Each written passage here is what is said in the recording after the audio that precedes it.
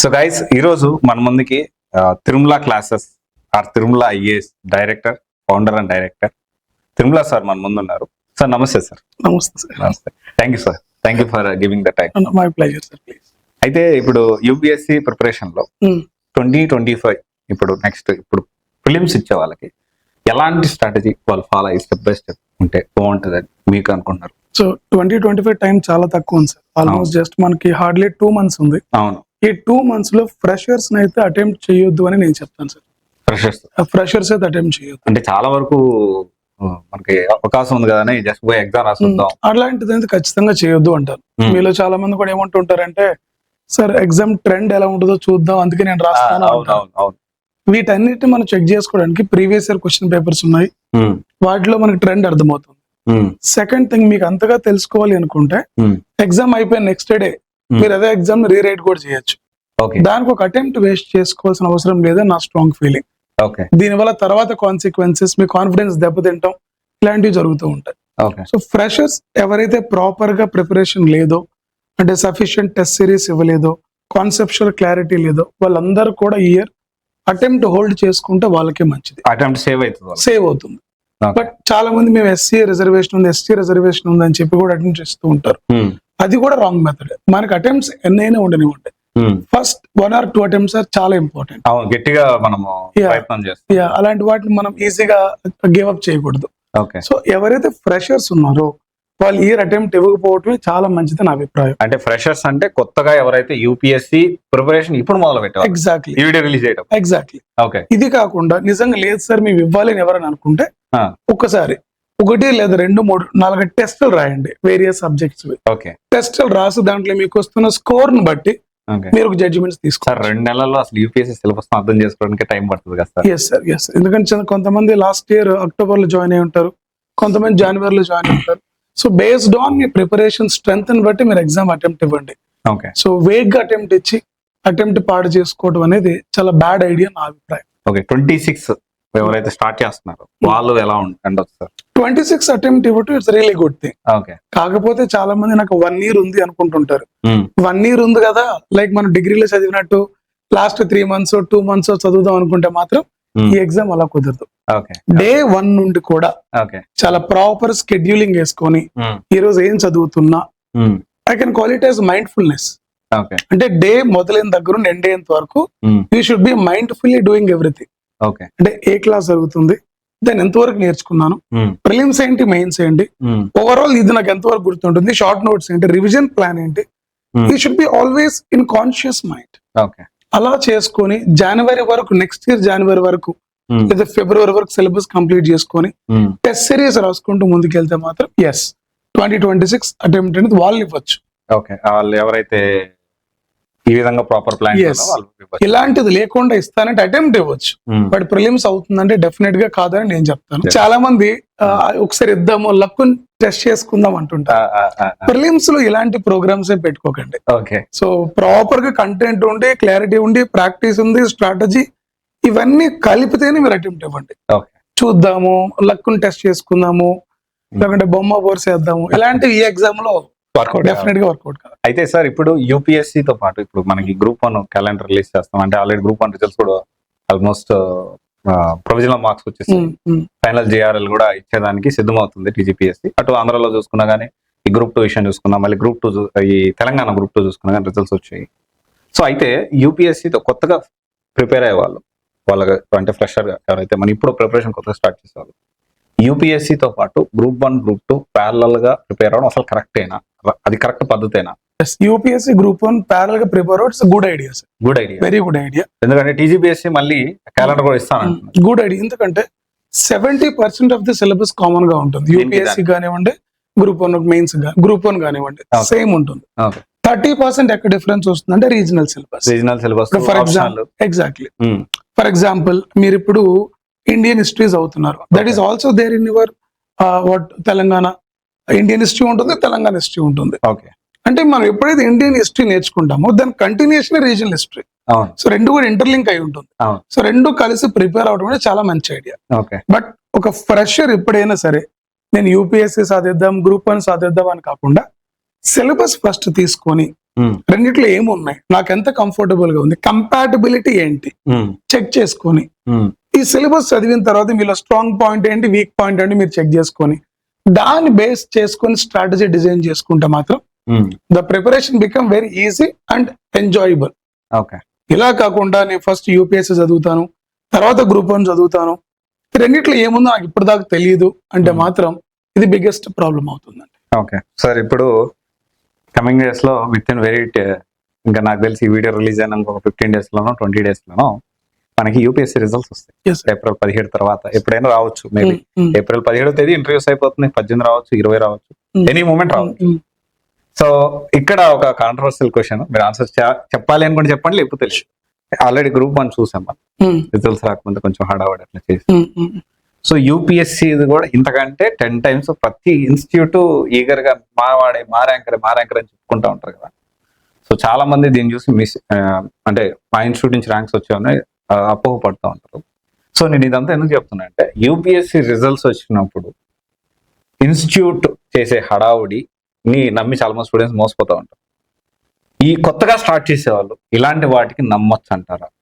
UPSC అంటే వీళ్ళకి rank వచ్చింది. నేను నిన్న కూడా సార్ ఒక సాఫ్ట్వేర్ స్టూడెంట్ జాబ్ వచ్చింది. తను కూడా she's talking about someone already. ఆమె మేడం సార్ గురించి నన్ను అడిగారు. సో వాళ్ళ ఈ నుంచి ఫేమస్ ర్యాంక్ పేరు చెప్పి వాళ్ళు ఇక్కడి నుంచే వచ్చారంట కదా సార్, మీరు చెప్పండి, మీకు తెలుసు కదా, మీరు అవి చేస్తుంటారు నన్ను పర్సనల్గా అడిగారు. సో అందుకని నేను ఈ క్వశ్చన్ అడిగాను. లేదు సార్, జనరల్ గా ర్యాంక్స్ వచ్చినప్పుడు అందరు కూడా మాట్లాడుతూనే ఉంటారు, మా స్టూడెంట్ అని, లేకుంటే మేమే చదువు చెప్పామని. ఇక్కడ థింగ్ ఏంటంటే సార్, ఒక అబ్బాయి యూపీఎస్సీ జర్నీ మొదలు పెట్టిన దగ్గర నుండి ర్యాంక్ కొట్టేంత వరకు ఆయన జర్నీలో చాలా మంది హెల్ప్ చేస్తుంటారు.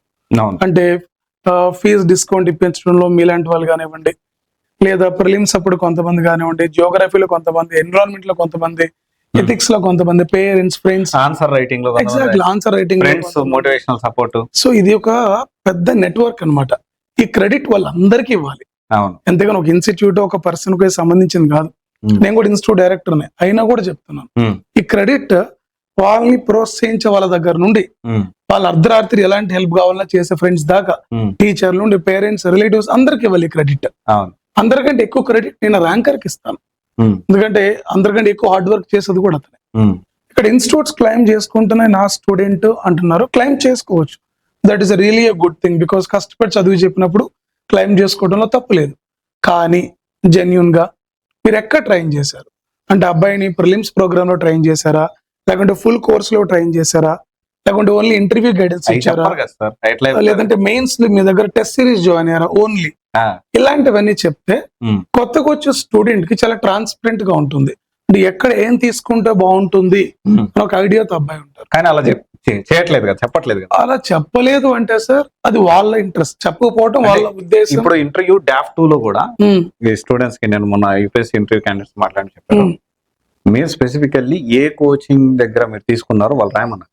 వాళ్ళు కూడా ఎగ్జాక్ట్ గా మెన్షన్ చేయలేరు సార్, చెప్పారు అందరు. బికాస్ 3-4 years లో చాలా ఇన్స్టిట్యూట్లు తిరుగుంటారు వాళ్ళు, సెండ్ ఆఫ్ చాలా పర్సన్స్ దగ్గర తిరుగుంటారు. ఇవన్నీ క్వశ్చన్స్ యూపీఎస్సీ లో కొంచెం కాంప్లికేట్ అవుతాయి ఇంటర్వ్యూలో. దానికి వదిలి సెల్ఫ్ అని రాస్తే అసలు చాలా ఇష్యూసే ఉండవు కదా. ఈ ఇంట్రెస్ట్ చాలా మంది సెల్ఫ్ అని రాస్తారు, సెల్ఫ్ అని రాశారు. ఎస్. సో నేనేమంటారంటే సార్, కొత్తగా వచ్చే స్టూడెంట్స్ ఎవరైనా సరే ర్యాంకర్స్ ని చూడండి, ఇన్స్పైర్ అవ్వండి. అలా అని చెప్పి ఆ ఇన్స్టిట్యూట్ లోనే లేకపోతే ఇంకొక ఇన్స్టిట్యూట్ లోనే జాయిన్ అవ్వచ్చు సార్. అంటే ర్యాంక్స్ వచ్చాయని పెద్ద ఇన్స్టిట్యూట్ అయిపోదు, ర్యాంక్ రాదని చిన్న ఇన్స్టిట్యూట్ అయిపోదు. It's all about their curriculum. ఇప్పుడు మీరున్నారు సార్, 4 years చదివితే మీకు ర్యాంక్ వచ్చింది. ఈ 4 years లో మీరు చాలా ఇన్స్టిట్యూట్లు చాలా మెంబర్స్ దగ్గర తిరుగుంటారు, ఎండ్ ఆఫ్ ద డే మీరు అంతే ఒక ఇన్స్టిట్యూట్ క్రెడిట్ ఇస్తున్నారు. Maybe there are some interest that we don't want to discuss, అది కూడా రాంగ్ మెథడ్ అంటాను నేను. బట్ ఒక సక్సెస్ అయిన ఆస్పిరెంట్ ఎప్పుడు కూడా కొత్తగా వచ్చే స్టూడెంట్స్ కి రోల్ మోడల్ లా ఉండాలంటే ఈ should give a success to every contributor. అలా ఇన్స్టిట్యూట్స్ కూడా చెప్పాలి, బాబు నాకే కాదు అందరు కాంట్రిబ్యూటర్స్ క్యూ అన్నప్పుడు అందరూ బాగుంటారు. చిల్డ్రన్స్ కూడా ప్రాపర్ గా చూస్ చేసుకుంటారు ఎక్కడికి వెళ్తే మనకి హెల్ప్ జరుగుతుంది అని. సో వీటన్నిటిని కాకుండా ర్యాంక్ అని చూసి ఇన్స్పైర్ అవ్వండి, కానీ బట్ ఇన్స్టిట్యూట్ చూస్ చేసుకునేటప్పుడు కానీ, మెంటార్ ని చూస్ చేసుకునేటప్పుడు కానీ, కంటెంట్ ఏంటి, కరికులం ఏంటి, వాళ్ళు మిమ్మల్ని ఎంత బాగా కేర్ చేస్తున్నారు, మీ తప్పులను ఎంత బాగా సరిదిద్దుతున్నారు, మీ ముఖం మీద ఎలా తప్పు అని చెప్తున్నారు, అలాంటి ఒక టీచర్, అలాంటి ఒక ఆర్గనైజేషన్ సెలెక్ట్ చేసుకుంటే ఓకే. కంటెంట్ నేర్చుకుంటారు. ఫస్ట్ కంటెంట్ అనేది నేర్చుకుంటే ప్రిలిమ్స్ అవుతుందా, మెయిన్స్ అవుతుందా, గ్రూప్ 1 అవుతుందా, ఇండియాలో ఏ ఎగ్జామ్ అని రాయొచ్చు only with content. So content ఎక్కడుందో ఫస్ట్ అక్కడికి వెళ్ళండి, అక్కడ నేర్చుకోండి. ర్యాంక్ వచ్చిన తర్వాత మీరు ఏ ఇన్స్టిట్యూట్ పేరైనా చెప్పుకోండి. అది నా సిద్ధాంతం సార్. ఓకే. సో ఇంకొకటి సార్, ఇప్పుడు ప్రిపరేషన్ లో భాగంగా యూపీఎస్సీతో పాటు గ్రూప్ 1 అంటున్నారు. సో ఎగ్జాక్ట్లీ 26 వాళ్ళు అటెంప్ట్ ఇవ్వాలి అనుకుంటే వాళ్ళు ఎలా ప్రిపేర్ అవ్వచ్చు అంటారు యూపీఎస్సీ? సో ఇది ఒక ప్రాపర్, అంటే ప్రతి స్టూడెంట్ కూడా ఒక ఫనల్ రెడీ చేసుకోవాలి. ఇక్కడ ప్రతి బిజినెస్ కి ఒక ఫనల్ ఉన్నట్టే వాళ్ళకి ఒక ఫనల్ ఉండాలి. ఫనల్ అంటే మీనింగ్, నేను యూపీఎస్సీ లోకి ఎంటర్ అవుతున్నా, సో ఇది నాకు అప్రాక్సిమేట్లీ ఎన్ని ఇయర్స్ పట్టొచ్చు, నా ఎబిలిటీస్ ఏంటి, నా ఫైనాన్షియల్ కండిషన్స్ ఏంటి, నాకు దీన్ని సాధించడానికి ఉన్న కారణాలు ఏంటి, నాలో ఎవరైనా దీన్ని సాధించున్నారా, దెన్ వాళ్ళ స్ట్రాటజీ ఏంటి, ఇదంతా రెడీ చేసుకుని డే 1 నుండి లైక్ 1 వీక్ ఏం చేయాలి, నెక్స్ట్ 2nd వీక్ ఏం చేయాలి, డేని ఎలా ప్లాన్ చేసుకోవాలి, ఎక్కడ టైం వేస్ట్ అవుతుంది, దేని అవాయిడ్ చేయాలి, ఎన్ని సబ్జెక్ట్స్ ఉన్నాయి, ఎంత టైం స్కేల్ దాన్ని నేర్చుకోవాలి, ఏ సబ్జెక్ట్ లో ఏది ఎక్కువ ఇంపార్టెంట్, ఏది తక్కువ మనం ఫోకస్ చేయొచ్చు, ఇలా ప్రతి దానిపైన కూడా కంప్లీట్ అవగాహన తెచ్చుకుంటే మాత్రం, అంటే ఈ అవగాహన రావాలి అంటే ఒక్క రోజుతో రాదు, ఒక గంట నేను మాట్లాడితే రాదు. దానికి మీరు ఒక టీచర్ దగ్గర కంటిన్యూస్ గా కూర్చొని day by day evolution assessment చేసుకోవాలి. అప్పుడు మీకు కంప్లీట్ ఫనల్ రెడీ అవుతుంది. ఫనల్ అంటే సార్, ఒక పైప్ తీసుకుందాం మనం. ఈ పైప్ లో ఆ డెస్టినేషన్ కి వాటర్ వెళ్ళాలి అంటే ఇది ఈ పైపులు ఉన్నప్పుడు చాలా ఫాస్ట్ గా వెళ్తాయి. లేదు మీరు నార్మల్ ఒక కాలువ లాంటిది తీసుకున్నారు అనుకోండి, అక్కడికి వెళ్ళడానికి చాలా టైం పడుతుంది, చాలా ఎనర్జీ అంటే చాలా వాటర్ కూడా వేస్ట్ అవుతాయి. ఫనల్ ఉండటం వల్ల అడ్వాంటేజ్ అంటే something like hyper loop train లాంటిది, ఫాస్ట్ గా మీ టార్గెట్ ని రీచ్ అవ్వచ్చు. సో ప్రతి స్టూడెంట్ కూడా ఆ ఫనల్ రెడీ చేసుకోవాలి. ఆ ఫనల్ నా దగ్గర ఎప్పుడు రెడీగా ఉంటుంది సార్. సో ఇప్పుడు బ్యాచ్ కొత్తగా ఎక్కడ స్టార్ట్ అవుతుంది? ఇప్పుడు రీసెంట్ గా అంటే కొత్త బ్యాచ్ ఎప్పుడు స్టార్ట్ చేస్తున్నారు? అడ్మిషన్స్ ఇన్ ప్రోగ్రెస్ అండి. వెరీ రీసెంట్ గా, వెరీ సూన్ కొత్త బ్యాచ్ కూడా స్టార్ట్ అవుతుంది సార్. అంటే ఇప్పుడు ఈ బ్యాచ్ ఇప్పుడు ఒకవేళ ఎగ్జాంపుల్ మార్చ్, ఇప్పుడు వీడియో మార్చ్ రికార్డ్ చేస్తున్నాం, మార్చ్ ఎండ్ లోనో ఏప్రిల్ 1st వీక్ లోనో వీడియో, అంటే ఏప్రిల్ లో కూడా మీ ఇప్పుడు యూపీఎస్సీ జాయిన్ అయితే నెక్స్ట్ ఇయర్ 26 కి అటెంప్ట్ ఇవ్వగలుగుతారా? చాలా హ్యాపీగా వచ్చండి. ఈ లోపల మీరు సిలబస్ కంప్లీట్ చేసి ప్రాక్టీస్ చేయించి 100% చేయగలుగుతారు. 100% అవుతుంది. బికాస్ మా దగ్గర ట్యూషన్స్ కూడా ఉంటాయి కాబట్టి. సో మేము ఒక్కొక్క సబ్జెక్ట్ ని 2 సార్లు కంప్లీట్ చేయటం, లేదా ఒక్కోసారి క్లాస్ లో కానీ సబ్జెక్ట్ ని ట్యూషన్స్ లో ముందే కంప్లీట్ చేసేయటం. సో మా దగ్గర 100% సిలబస్ ఆన్ టైం కంప్లీట్ చేసేస్తాం.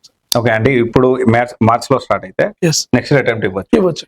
అంటే ప్యారలల్ గా ఈ మధ్యలో గ్రూప్ 1 వస్తే సార్ నోటిఫికేషన్? మా దగ్గర గ్రూప్ 1 ఎప్పుడైతే నోటిఫికేషన్ పడుతుందో సార్, రీజనల్ సిలబస్ అంతా కూడా నేను చెప్పిస్తాను. It's a part of our Tirumala classes. Will not charge anything additional. ఎవరైతే యూపీఎస్సీ చదువుతున్నారో స్టేట్ నోటిఫికేషన్ రాగానే we will add state curriculum for them. దానికో సపరేట్ ఫైనల్ రెడీ చేసి will give the state curriculums. Okay. So ఇప్పుడు present ఉన్న situation లో ఢిల్లీకి వెళ్ళడం అవసరం అంటారా? ప్రెసెంట్ అనే కాదు సార్, ఎప్పుడు కూడా ఢిల్లీకి అవసరం లేదు. Hyderabad is very good. Hyderabad లో చైతన్యపురి ఇంకా గుడ్, చాలా బాగుంటుంది. ఎందుకంటే మీ ఇన్స్టిట్యూట్ ఉందా? ఎస్ సార్, మా ఇన్స్టిట్యూట్ ఉంది కాబట్టి చెప్తున్నాను. కారణం ఏంటంటే నేను ఇంతకు నా ఇన్స్టిట్యూట్ గురించి మాట్లాడుతుంటే అక్కడ ఏం జరుగుతుందో నాకు తెలుసు. బీయింగ్ డైరెక్టర్ ఇంత కాన్ఫిడెంట్ గా అక్కడ కరికులం రన్ చేస్తున్నా నాకు తెలుసు కాబట్టి. ఎస్ సార్, ఇంకొక విషయము, అశోక్ నగర్ లో కొంత అంటే ప్యాచ్ చేయడం కాదు, కొన్ని హాస్టల్స్ కొంచెం ఫుడ్ కూడా సరిగా పెట్టట్లేదు. మా చైతన్యపురిలో ఎలా ఉందంటారు? సార్, అశోక్ నగర్ హాస్టల్స్ గురించి నాకు ఐడియా లేదు. Okay. First thing. Second thing, మన ఇన్స్టిట్యూట్ చైతన్యపురిలో మన పిల్లలకి హాస్టల్ నాదే ఉంటుంది. అందుకని బయట ఫుడ్ ఎలా ఉంటుందో నాకు అనవసరం సార్. మన పిల్లల వరకు మనం ఎంత న్యాయం చేస్తున్నాం. ఎప్పుడు సింగిల్ మోటివ్ సార్, ప్రపంచాన్ని ఎప్పుడు మనం ఉద్ధరించాల్సిన పని లేదు. మనల్ని నమ్ముకొని వచ్చిన స్టూడెంట్స్ ని, మనతో ఉన్న వ్యక్తుల్ని ఎంత మంచిగా ముందుకు తీసుకెళ్ళగలుగుతున్నాం వాళ్ళ లక్ష్యం వైపు అన్న చేయగలిగితే సక్సెస్ఫుల్. మీ దగ్గర జాయిన్ అయితే హాస్టల్స్ కూడా ఓన్ హాస్టల్స్ అంటే గర్ల్స్ కూడా ఉన్నా? Boys and girls separate. మంచిది. సేఫ్టీ, సెక్యూరిటీ ఒకసారి మీరు వచ్చి ఫుడ్ చెక్ చేయండి సార్. సడన్ గా వచ్చి విత్ ఫ్యామిలీ ఎవరైనా రావచ్చు. బ్రేక్ఫాస్ట్ దగ్గర నుండి లంచ్ అండ్ డిన్నర్ మొత్తం కూడా మా ఫ్యామిలీ మొత్తం అక్కడే తింటాం, ఇంక్లూడింగ్ నా ఎంప్లాయీస్. సో ఆబ్వియస్లీ ఫుడ్ చాలా బాగుంటుంది సార్. వెరీ క్వాలిటీ ఫుడ్ పెడతాను. చిన్న logic sir, non quality food కి క్వాలిటీ ఫుడ్ కి డిఫరెన్స్ మహా అయితే 20,000 వస్తుంది మంత్లీ. సో ఇంత అడ్మినిస్ట్రేషన్ రన్ చేస్తున్నాం మనం. పిల్లల హెల్త్ చాలా ఇంపార్టెంట్. హెల్త్ సిక్ అయిందంటే ప్రిపరేషన్ చాలా బ్యాక్ అయిపోతుంది. వీటన్నిటిని దృష్టిలో పెట్టుకొని ఫుడ్ దగ్గర ఎలాంటి కాంప్రమైజెస్ అనేవి.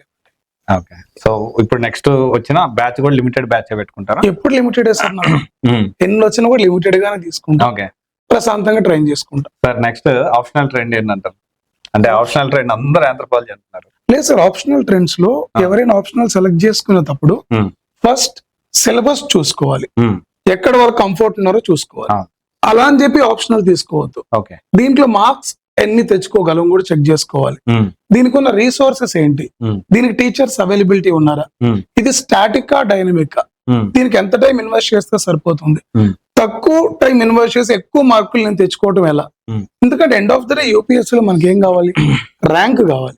కావాలంటే తక్కువ టైంలో ఎక్కువ ఏది మార్క్స్ ఇస్తుంది అని దాన్ని బట్టి మన ఆప్షనల్స్ ని సెలెక్ట్ చేసుకోవాలి. సార్ ఇంకొక విషయం, ఈ ఆంథ్రోపాలజీ హైదరాబాద్ లో ఎక్కువగా డైరెక్టర్స్ ట్రెండ్ చేస్తా ఉన్నారు, లేకపోతే ఎక్కువ ఇన్స్టిట్యూట్స్ ఆంథ్రోపాలజీ టీచ్ చేస్తా ఉన్నాయి. కానీ కొంతమంది ఆంథ్రోపాలజీ సిలబస్ అంతా కవర్ చేయట్లేదు, ఎస్పెషల్లీ బయాలజీ పార్ట్ మీరు చదువుకోండి అని చెప్పి మెటీరియల్ ఇచ్చేస్తున్నారు అని చెప్పి తెలిసింది అండ్ నాకు స్టూడెంట్స్ చెప్పారు. సో ఇది ఏమంటారు అంటే ఆంథ్రోపాలజీ అంతా కవర్ చేయాల్సిన, నిజంగానే బయాలజీకి అంత ఇంపార్టెన్స్ లేదా? అలాగే కదా సార్, ఎవరైనా సరే మీరు ఎవరి గురించి మాట్లాడారు నాకు ఐడియా లేదు, బట్ సిలబస్ ఇచ్చిన ప్రతి పాయింట్ ఇంపార్టెంట్. ఎందుకంటే బయాలజీ నుండి ఎవ్రీ ఇయర్ మనకి 70 to 80 మార్క్స్ వస్తాయి.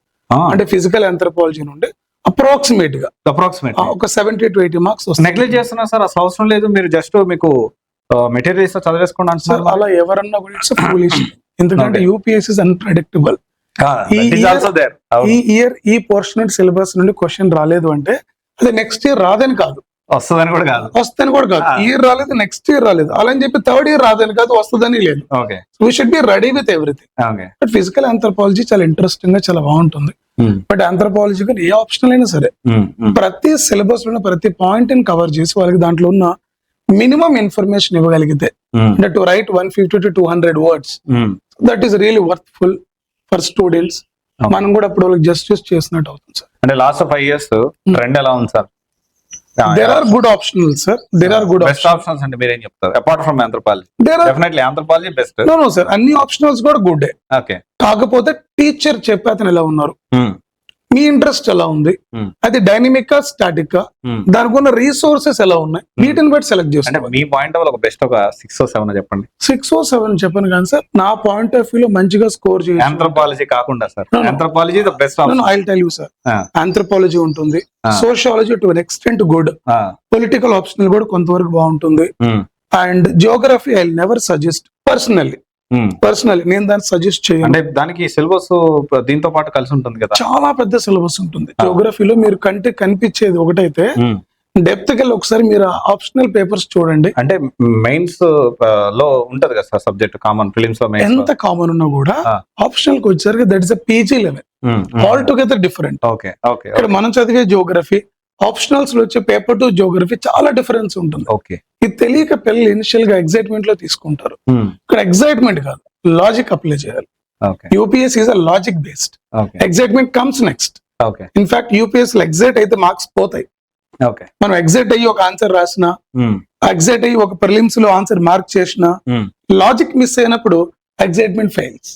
సో ఇప్పుడు ఆంథ్రోపాలజీ, సోషియాలజీ, పిఎస్ఐఆర్ ఈ 3 కాకుండా నా దృష్టిలో ఈ 3 అయితే okay sir. Other then this I can't speak more because వీటి గురించి నాకు ఒక ఐడియా ఉంది కాబట్టి నేను వీటి గురించి. హైదరాబాద్ లో కూడా ఎక్కువ ఈ 3 తీసుకుంటారు పిల్లలు. ఎస్ నాకు వీటి గురించి ఐడియా ఉంది, అందుకని నేను 3 మాట్లాడా. మిగతావి నేను ఎప్పుడు టచ్ చేయలేదు, నాకు ఐడియా లేదు. పబాడ్ గురించి ఏంటంటారు? పబాడ్ ఇస్ వెరీ వాస్ట్ సిలబస్ అండి, చాలా పెద్దగా ఉంటుంది.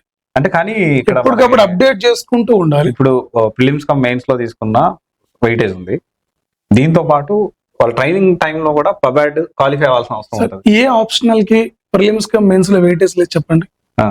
కంపారిటివ్లీ పబాడ్ ఆప్షనల్ చెప్పే ప్రతి టీచర్ కూడా వాళ్ళ ఆప్షనల్ యొక్క రిలవెన్స్ ప్రిలిమ్స్ లో, మెయిన్స్ లో, లేదా ఇంటర్వ్యూలో, లేదా అడ్మినిస్ట్రేషన్ ఎక్కడో చోట అది రిలవెన్స్ ఉంటుంది. సైకాలజీ అన్నాం, ప్రిలిమ్స్ మెయిన్స్ రాయడానికి సైకాలజీ మైండ్ సెట్ చాలా అవసరం, ఇంటర్వ్యూని హ్యాండిల్ చేయడానికి సైకాలజీ అవసరం, రేపు మీ బ్యూరోక్రాట్ అయ్యాక కూడా సైకాలజీ అవసరం నేను చెప్తాను. సో ప్రతి ఆప్షనల్ కూడా రిలవెన్స్ ఉంది కాబట్టి యూపీఎస్సీ లిస్ట్ లో పెట్టింది.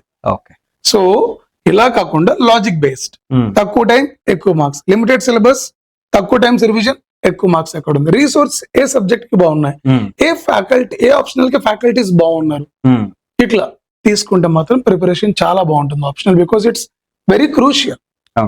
Every decision in the UPSC day 1 నుండి day end వరకు will affect your journey, will affect your future, will affect your success.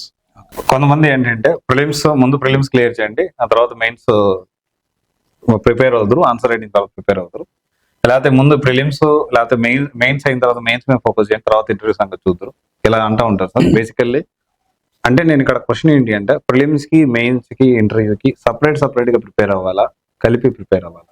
లేదు సార్, ఇంటర్వ్యూ కాసేపు పక్కన పెడితే మీది ఏదైతే సబ్జెక్ట్ లెర్నింగ్ ప్రాసెస్ ఉందో దాంట్లో మీ పర్సనాలిటీ చేంజ్ అవుతుంది. Okay. So that obviously reflects in interview. Okay. So ఈ జర్నీలో మీ పర్సనాలిటీ మారిపోవటం వల్ల అది ఇంటర్వ్యూలో మీకు చాలా ఫెచ్ అవుతుంది. ఓకే.